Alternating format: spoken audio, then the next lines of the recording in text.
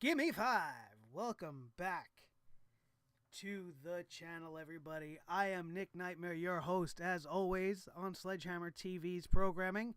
This is our newest and coolest show by far to date. Give me five. It's going to be pretty much a top 5 countdown of whatever I feel like talking about. It's going to be a great show. You're going to enjoy this one. And let's get started without further ado.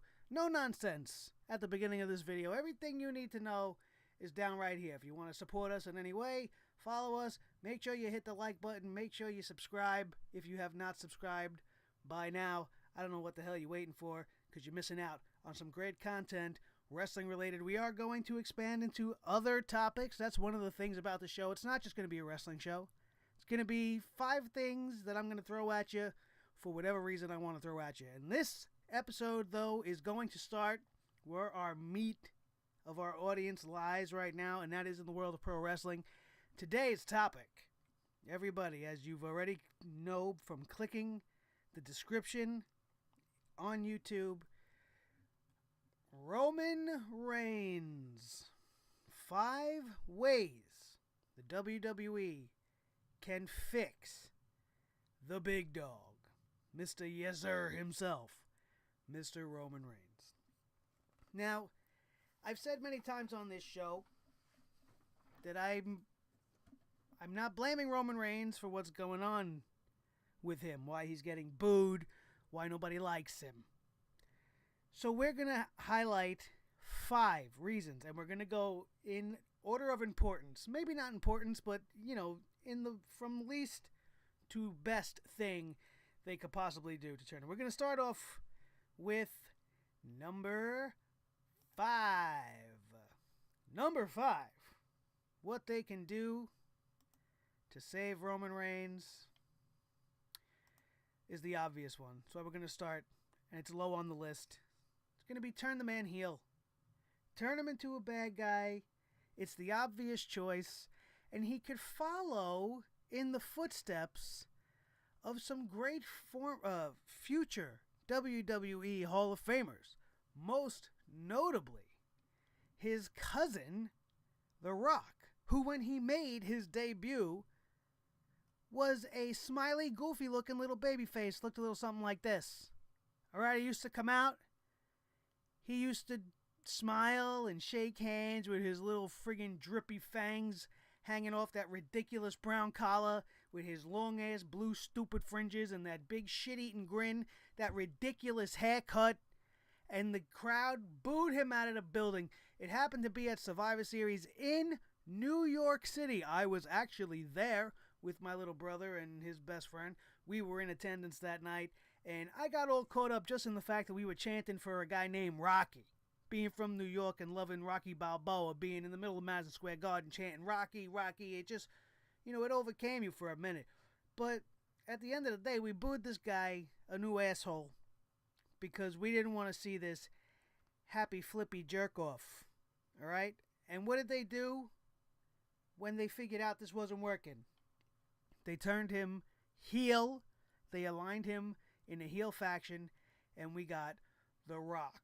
This was also made evident in our second example, everybody's new favorite poster boy, John Cena, who debuted in the WWE during the Ruthless Aggression thing, so he wasn't as smiley and as happy-go-lucky as The Rock was when he first came in, but his whole thing was he was the clean-cut, all-American boy, the happy-go-lucky guy, smiling and being happy, and it just wasn't working. And what did they do?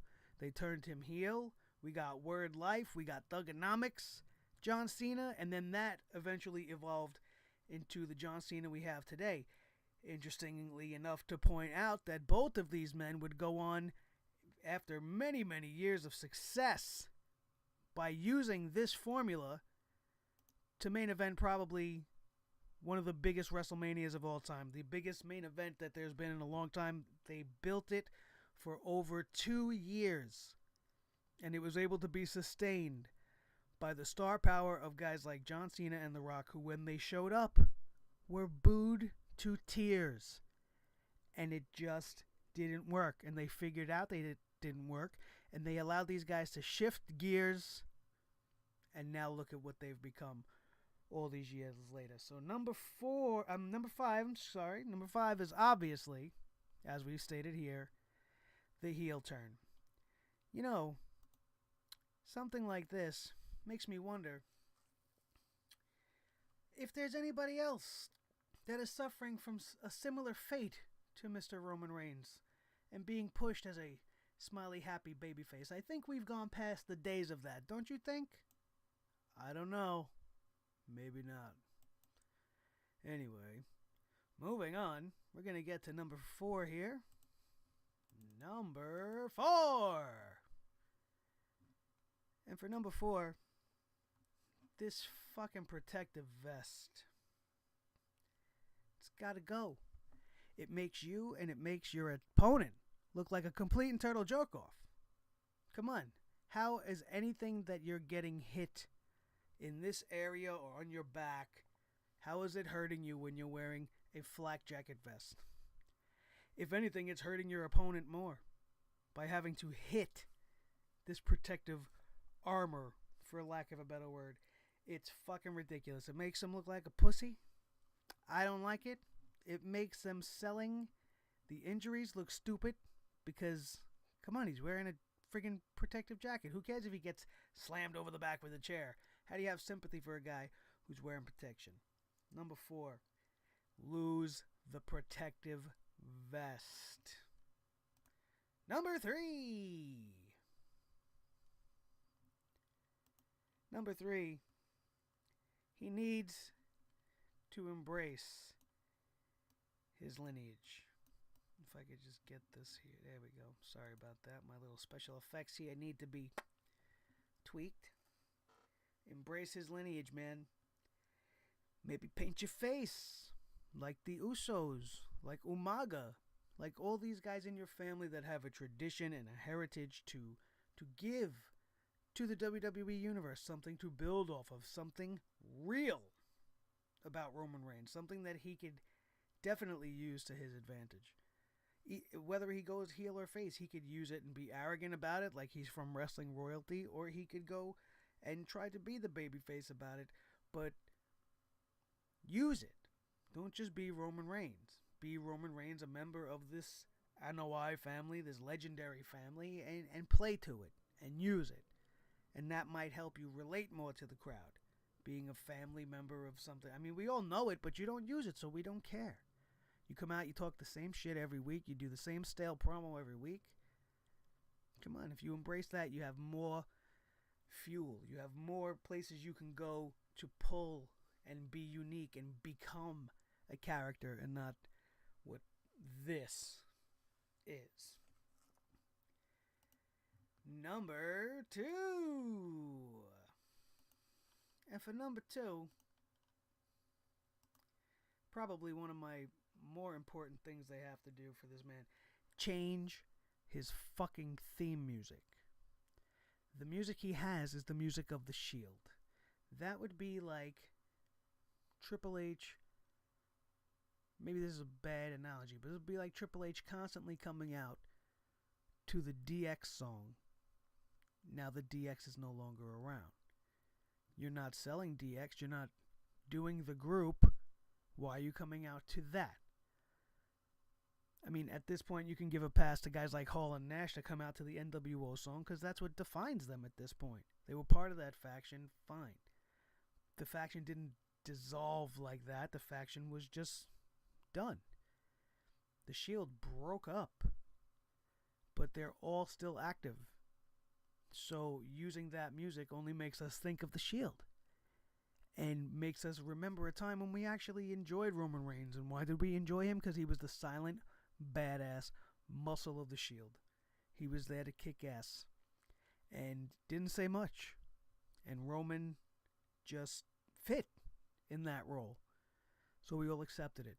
And by continuing to use this music makes us feel or pine for the days when you knew what you were doing with a guy like Roman Reigns.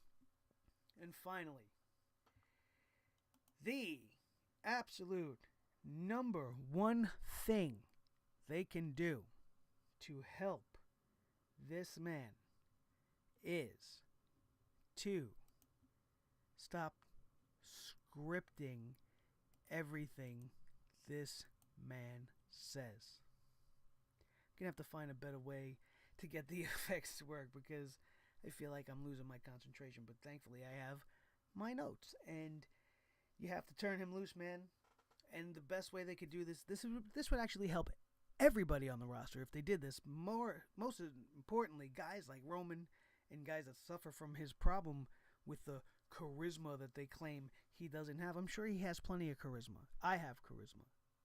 But if you give me a piece of paper that has your words on it, and you want me to deliver it the way you would want it to be delivered, it's not going to come off natural from me, from you, from anybody. Stop scripting these guys. Instead of giving them a script, give them an outline with key bullet points and story features and keys that they have to hit, points that you have to hit. But you come up with how you're going to say it. You use your own words. Here's your outline, figure it out, run it past me when you got an idea. And we'll work on it from there. Collaboration, but actually using his frame of mind, what he feels about the certain thing that you're trying to get across, this angle, the story, the competitor that he's facing. Maybe he has a personal gripe against something of Kevin Owens when they were both coming up. Maybe because Kevin Owens came after him. I mean, you can go a million different ways. He might have legitimate problems with anybody. And legitimate problems make fantastic stories. Look at The Miz and Daniel Bryan. They have legitimate heat between one another, so their interactions are absolutely 110% over the top. And they're engrossing, and they get you involved. And that's what they have to do. It would lead to a more natural sounding promo with genuine emotion, as I said, and his own words.